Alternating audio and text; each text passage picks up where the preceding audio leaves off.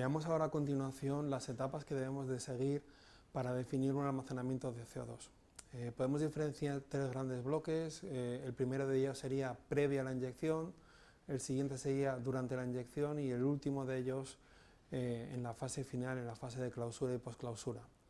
En el primero de ellos tenemos tres etapas. La primera, que sería la definición, lo que hemos visto en el vídeo anterior, donde definimos los parámetros y los requisitos que debe tener una estructura idónea para almacenar CO2.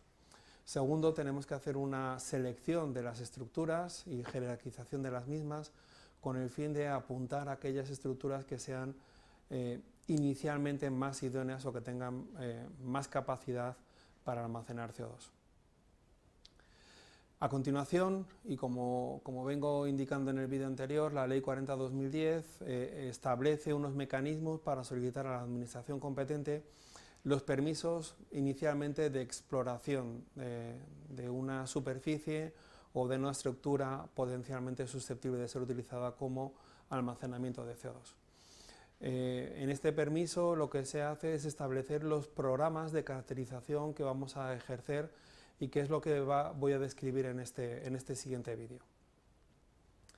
Durante la etapa de inyección se tiene que desarrollar en las etapas tempranas la ingeniería de superficie, que contemplará tanto la instalación de edificios, edificación, que contendrá la unidad de transporte de CO2, principalmente se considera la utilización de CO-ductos y el sistema de compresión y bombeo del CO2 al subsuelo.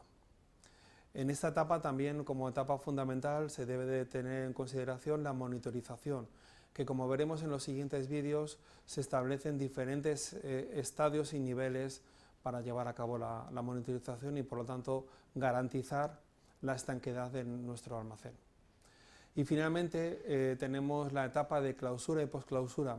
¿En qué se diferencian cada una de ellas? La etapa de clausura es aquella en la que el operador, el propietario del emplazamiento, sigue manteniendo un programa de monitorización con el fin de garantizar que el almacén siga siendo estable y seguro. Transcurrido este periodo, transfiere la responsabilidad a la autoridad competente, es lo que se denomina la etapa de posclausura. En esta etapa conllevará al menos el periodo en el que la administración, de forma esporádica o de forma programada, realizará una serie de medidas para poder garantizar que el almacenamiento siga siendo seguro. ¿Cómo podemos hacer la caracterización del almacenamiento? Bueno, pues aquí tenéis en la pantalla los tres niveles que se definen de forma habitual. El primero de ellos sería una definición a escala de Cuenca, donde tenemos una pequeña inversión que está cuantificada en unos pocos cientos de miles de euros, donde realizamos ensayos de recopilación de información previa disponible en base a sondeos y geofísica, principalmente sísmica de reflexión existente, y realización de estudios en afloramientos, con el fin de determinar pues, las propiedades tanto hidráulicas como petrofísicas de nuestra formación almacén. En algunos casos podremos realizar ensayos también en la formación sello, con el fin de determinar las propiedades tanto de impermeabilidad como de plasticidad, condiciones o parámetros que son importantes a la hora de definir esta formación. Si el resultado es positivo, pasamos a un estudio de investigación a escala regional, donde ya estamos hablando de unos pocos millones de euros de inversión, en donde se contempla inicialmente la realización de geofísica. Como veremos en las siguientes diapositivas, la geofísica en este caso está contemplada como la inversión en sísmica de reflexión, instrumento o técnica más eficaz a la hora de determinar la disposición estructural, la disposición espacial de nuestra formación almacén y de nuestra formación sello, pero que también conlleva una mayor inversión. Además, este tipo de exploraciones geofísicas conlleva la necesidad de realizar un sondeo de perforación con el fin de determinar una medida directa.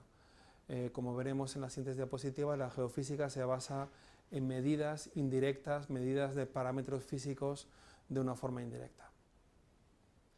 Por último, si toda la etapa de exploración es positiva, pasamos al estudio local. En este caso, como veis en la pantalla, estamos hablando de inversiones de decenas de millones de euros, es decir, grandes cantidades de inversión donde el operador se basará en completar el estudio de geofísica y la realización de entre 4 y 6 sondeos de perforación, con lo que conlleva todo el permiso de exploración.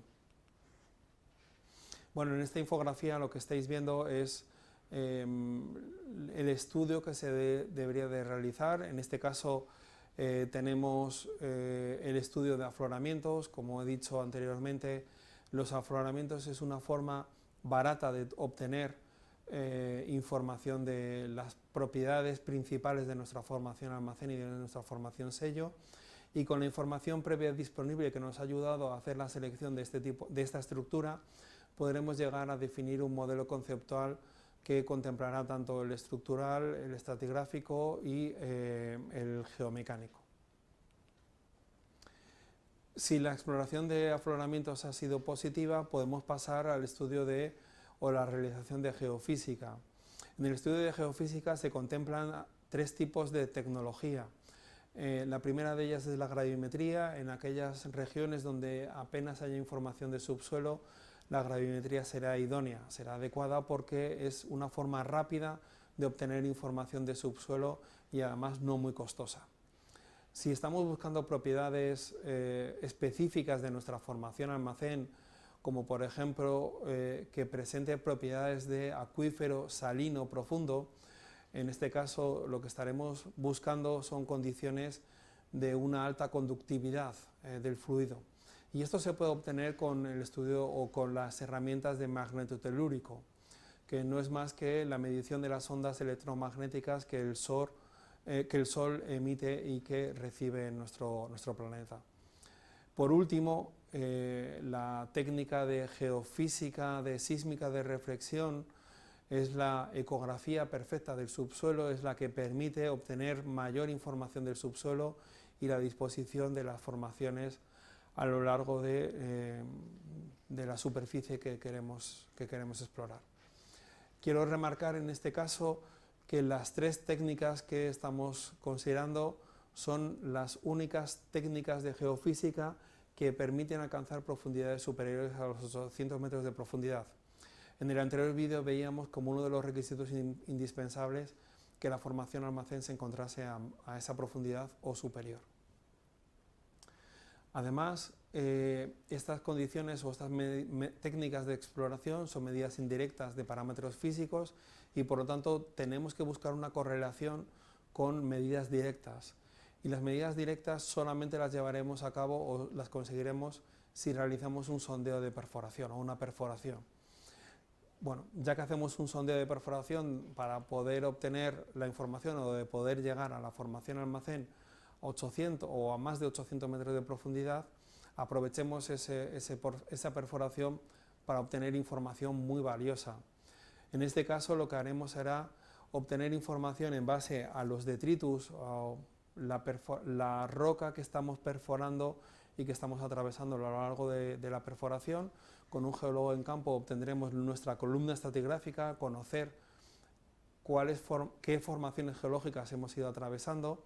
Podremos hacer ensayos in situ, es decir, poder testar mediante aislamiento de formaciones específicas. En este caso nuestra formación almacén y nuestra formación sello serán nuestros objetivos de investigación, poder determinar aquellas propiedades hidráulicas que puedan garantizar en un caso una buena permeabilidad en nuestra formación almacén, y si aislamos nuestra formación sello, poder garantizar que no vamos a tener una buena permeabilidad y que por lo tanto vamos a poder retener el fluido.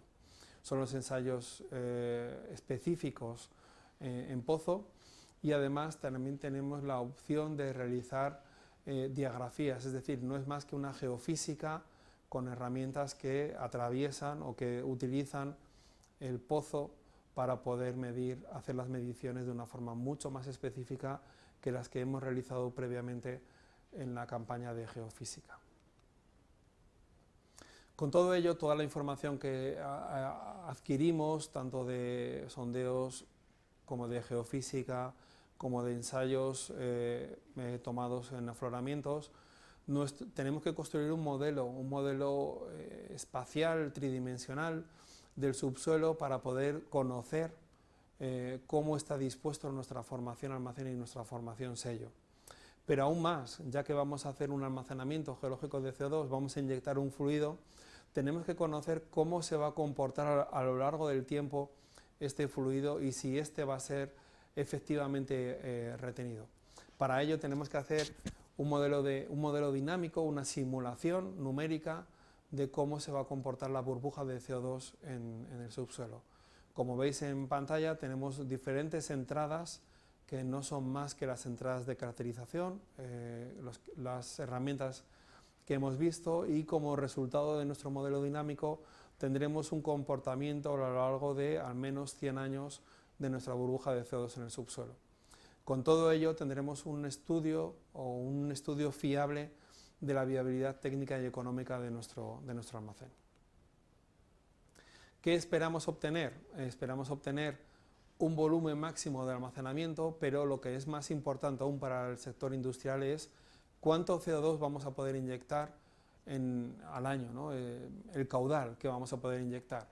De esta forma podremos ajustar mejor aún nuestro almacenamiento geológico de CO2 con la capacidad de emisión de CO2 de una industria.